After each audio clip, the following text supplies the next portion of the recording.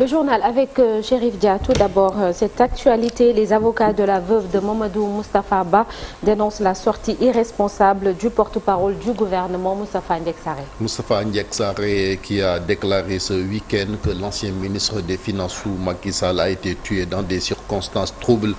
C'est pourquoi, dans un communiqué, les avocats de la veuve de Moustapha Ba ont estimé que le porte-parole du gouvernement doit être immédiatement entendu dans le cadre de l'enquête ouverte suite à la disparition de l'ancien ministre des Finances, avocat communiqué signé par Maître El Hadj Diouf et son confrère Amadou Ali Kane.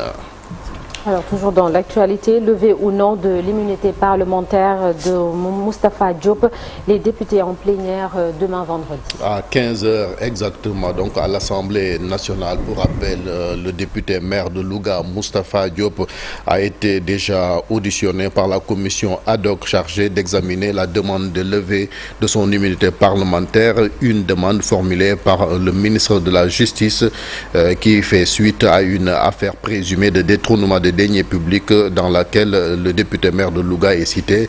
L'affaire a éclaté en janvier dernier avec l'arrestation de Tabaski Ngom, la mise en cause, toujours en détention provisoire, l'inspectrice du Trésor accusée de détournement présumé de fonds alors qu'elle occupait le poste d'agent comptable de l'agence d'aménagement et de promotion des sites industriels Aprosi. Ce dossier de détournement présumé impliquerait une somme colossale de 700 millions de francs CFA. Moustapha Diop qui a déclaré donc s'être bien défendu, estimant que l'immunité parlementaire est sacrée et on ne peut pas la lever sans preuve solide, avait-il dit chez nos confrères de la radio Futur Média.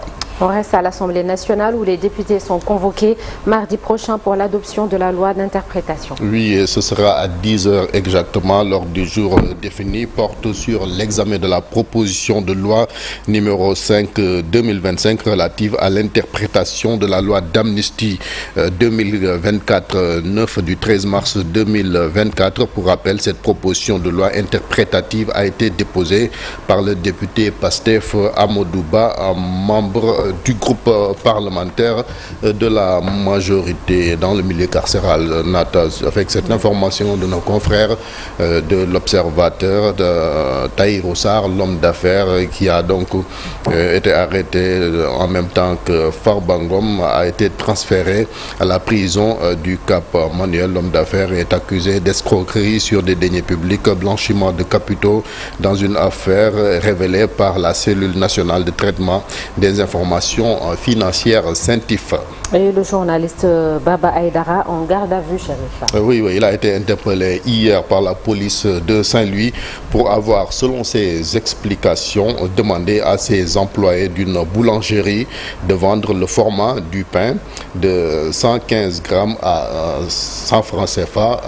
Selon lui, c'est la raison pour laquelle il a été interpellé dans une vidéo postée sur les réseaux sociaux. Vous l'avez vu sur ces images, Baba Aïdara a dénoncé cette interpellation. Vous allez l'entendre certainement dans le journal en Wolof, mais le journal Libération nous apprend que Baba Aïdara est interpellé pour une opposition à l'action d'agents assermentés dans l'exercice de ses fonctions, mais aussi pour violence et voies de fait et outrage. Nous reviendrons sur tout cela dans le journal en Wolof.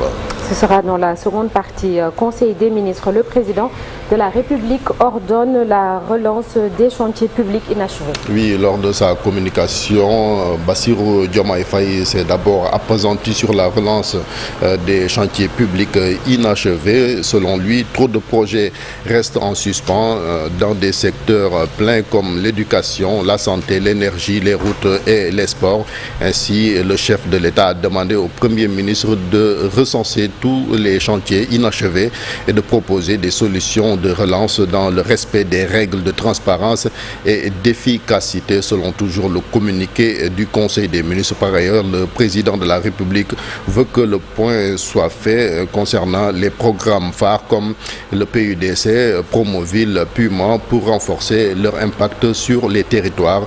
Puis le chef de l'État souhaite qu'une réflexion soit faite afin d'optimiser le rôle des agences finances publiques comme l'ADPME pour une meilleure efficacité dans la réalisation des infrastructures essentielles dans le cadre de la modernisation également du système de retraite et de sécurité sociale.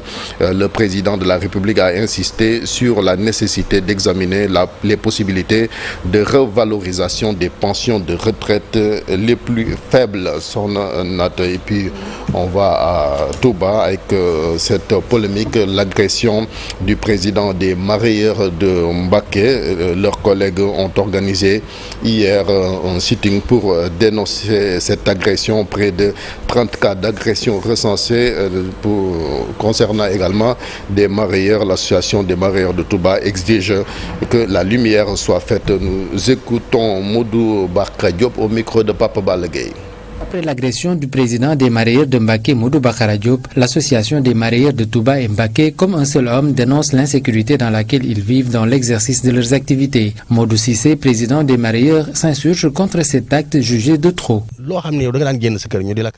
D'habitude, c'est en cours de chemin vers l'aube que les malfaiteurs agissent. Ils nous agressent en portant tout ce qu'on a dans les poches, les motos, l'argent et tout. Ils sont passés à un niveau dangereux. Ils s'attaquent notamment au domicile des mareyeurs, comme ils l'ont fait avec Modou Bakara. Ils peuvent le faire prochainement avec moi ou quelqu'un d'autre. Et ils pensent que nous avons de l'argent, alors que ce n'est pas le cas. C'est très grave ce qu'ils ont fait. Nous interpellons la police et la gendarmerie pour renforcer la sécurité. Au moins 30 victimes d'agressions recensées depuis un certain temps au sein des mareyeurs. Modou Cissé déplore la situation et interpelle aujourd'hui les autorités. 30 mareyeurs sont victimes des malfaiteurs. Ils se dépouillent en portant vos biens, argent portable, tout y passe. Ils sont armés le plus souvent et pour ne pas se faire blesser, tu es obligé de céder et repartir les mains vides. Cela impacte pour beaucoup nos activités, surtout pour celui qui devait faire un versement. Profitant de l'occasion, l'association des mareyeurs de Touba remet sur la table une vieille doléance pour la réfection de la route Keur Baylat et le marché poisson du domaine. Tous les véhicules sont stationnés là-bas et on paye 3 000 francs de droit. Chaque citoyen paye aussi 100 francs. Je pense que cela ne peut pas continuer. Quand on s'acquitte des droits, le minimum doit être assuré. Depuis 10 ans, nous interpellons les autorités en vain, alors que c'est une route importante sur le plan économique. C'est un axe qui polarise le marché poisson de Kerkab, qui s'y trouve, le marché Mamoussé Nabunyaï, l'abattoir, entre autres. C'est une route défectueuse et sans éclairage. Laissés à eux-mêmes et sans soutien, malgré qu'ils s'acquittent de leurs droits de stationnement et autres, les mareyeurs de Touba et Mbacké n'excluent pas de paralyser le secteur si jamais les autorités ne réagissent pas dans les délais. Compte rendu, Papa Balla Gueye, un mot de sport sur Nonata avant de terminer. Les Lions du Sénégal qui quittent Dakar aujourd'hui en direction de Benghazi, c'est en Libye où ils vont jouer la 5e journée des éliminatoires de la Coupe du Monde face au Soudan. Ils ont effectué leur dernière séance d'entraînement à l'annexe du stade Abdoulaye Wade de Diamniadio, comme vous le voyez sur ces images. Merci beaucoup, Chérif. À tout à l'heure, dans une vingtaine de minutes pour l'actualité nationale toujours, et ce sera sous forme de brève dans la première partie. Certains le considéraient comme un humoriste et d'autres comme un prêcheur. Ils avaient tous raison. Oustaz Assane Seck, puisque c'est de lui dont on parle ce matin, avait une manière bien particulière de dénoncer les mœurs des Sénégalais se basant sur la religion musulmane. Ces enregistrements étaient vendus un peu partout dans le pays et là où il passait, il drainait des foules. Assane Seck est décédé le 20 mars 2011. Vous l'avez compris, c'est le sujet de la rubrique Un jour au Sénégal, un jour dans le monde. Ce jeudi 20 mars est également célébré, comme l'a dit tout à l'heure El Hadj Malick, la journée internationale du bonheur et du bien-être. La Finlande est le pays où les gens sont les plus heureux au monde. Qu'en est-il du Sénégal? Yaye Koumba Ndiaye a promené son micro dans les rues de Dakar. À suivre tout cela tout à l'heure. Et puis la revue de presse et l'affaire de Cheikh Diop. On verra ensemble, comme tous les matins, le temps qu'il fera avec la météo du jour. Tout de suite, l'actualité hors du Sénégal.